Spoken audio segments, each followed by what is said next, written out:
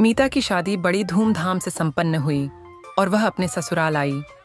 ससुराल में उसे बहुत प्यार मिला, लेकिन शादी से पहले से ही वह एक बात से हमेशा टेंशन में रहती थी। उसने सुना था कि जेठानियां बहुत तेज होती हैं और देवरानी की बिल्कुल मदद नहीं करती। सासू माँ ने मीता को रोटियां बनाने को कहा तो मीता परेशान हो गई। मीता की जेठानी मधु, जो घर की बड़ी बहू थी, हर काम में निपुण थी, खासकर रोटियां बनाने में। मैं क्या करूं? अब तो सासू माँ ने मुझे भी रोटियां बनाने के लिए बोल दिया है, पर मैं यहाँ पर किसी से यह भी नहीं कह सकती कि मुझे मुलायम रोटियां बनानी नहीं आती। घर पर तो मैं जब भी रोटियां बनाती थी तो मेरी रोटी सूख जाती थी। यहाँ भी मैंने कोशिश की है, पर मुझे नहीं लगता कि मैं मुलायम रोटियां बना पाऊंगी। घर पर तो मम्मी संभाल लेती थी, मैं तो सिर्फ सब्जी बनाती थी। रोटी का काम मम्मी के जिम्मे था, पर यहाँ पर तो सासू माँ ने मुझे ही रोटियां बनाने के लिए बोल दिया है। अब रात की रोटियां मैं कैसे बनाऊं? मुझे कुछ समझ नहीं आ रहा, क्या करूंगी?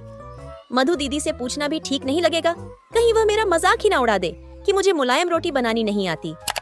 एक बार कोशिश करती हूँ, शायद बन जाए। मीता ने किसी तरह रोटियां बनाई, लेकिन वह रोटियां सूख गई। हे भगवान, अब मैं क्या करूं? मेरी रोटियां पूरी तरह सूखी हैं, लकड़ी जैसी बनी है ये रोटियां। अगर माँ, बाबूजी, जेठ जी और रमेश ने खाई तो सब मुझ पर हंसने वाले हैं। एक काम करती हूँ, फोन में कोई वीडियो देखती हूँ, शायद समझ में आ जाए। मीता इंटरनेट पर वीडियो देखती है जिसमें बताया गया था कि आटे में थोड़ा सा मैदा मिलाने से रोटियां मुलायम बनती हैं। क्यों ना मैं भी यह तरीका आजमाऊं? मीता को मुलायम रोटियां बनाने का तरीका मिल गया था और वो आटे में मैदा मिलाने लगी। ये तो बहुत थोड़ा रहेगा, मुझे तो ज्यादा रोटियां बनानी है। एक काम करती हूँ, आधा आटा और आधा मैदा ले लेती हूँ तो और मुलायम रोटियां बनेंगी। मीता चोरी छुपे आटे में मैदा मिलाकर रोटियां बनाती है। रोटियां मुलायम बन जाती हैं और परिवार के सदस्य उसकी तारीफ करने लगते हैं। मीता बहू, रोटियां तो बहुत मुलायम है। बहू, रोटियां वाकई में बहुत मुलायम बनी है। मीता, तुम्हारी रोटियां मुलायम तो बनी है, पर साथ में इतनी सफेद बनी है मानो हम नान खा रहे हो। मीता घबरा जाती है। बस वो ये तो बस। मीता, रमेश को तो आदत है मजाक करने की, पर रोटियां बहुत बढ़िया बनी है। ऐसे ही रोटियां बनाया करो। मजाक कर रहा था, रोटियां बहुत टेस्टी बनी है। मीता रमेश की बात सुनकर मुस्कुरा देती है।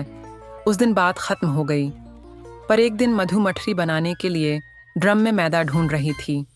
तभी उसने देखा मैदे का ड्रम खाली है। मैंने तो कुछ दिन पहले ही मैदा मंगवाया था, पर मैदे का ड्रम खाली क्यों है?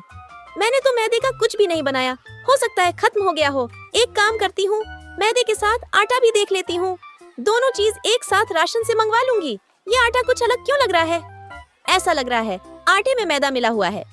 कहीं मीता आटे में मैदा तो नहीं मिलाती? तभी उस दिन देवर जी बोल रहे थे कि रोटियां सफेद हैं। हो ना हो, जरूर ऐसा ही है। मुझे मीता से पूछना होगा। मैदे की रोटियां तो हम सब के लिए बहुत नुकसानदायक हैं।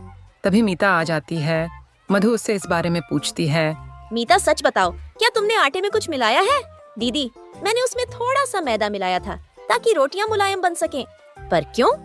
मीता, तुमने मैदे की रोटियां क्यों बनाई? ज्यादा मैदा खाने से स्वास्थ्य पर भी बुरा असर पड़ सकता है। मुझे माफ कर दीजिए दीदी, मुझे नहीं पता था कि इससे स्वास्थ्य पर असर पड़ेगा। वो दीदी, जब भी मैं रोटियां बनाती हूँ रोटियां सूख जाती हैं। मैंने इंटरनेट पर देखा था कि मैदे की रोटियां मुलायम बनती हैं। अरे ऐसा कुछ नहीं है, गेहूं के आटे की बनी रोटियां भी मुलायम होती हैं, बस सही तरीके से आटा गूंथना आना चाहिए। अगर तुम्हें गेहूं के आटे की मुलायम रोटी बनानी नहीं आती थी तो मेरे से पूछ लेती, मैं तुम्हें सिखा देती। दीदी, वो तो मैंने तो सुना था कि जेठानियां बहुत गुस्से वाली होती हैं। सॉरी दीदी, वो मैं थोड़ा घबरा गई थी। मीता, यह सब किस्से कहानियों में होता है कि देवरानी जेठानी लड़ाई करते हैं। सच तो ये है कि मैं तुम्हें अपनी छोटी बहन की तरह मानती हूँ।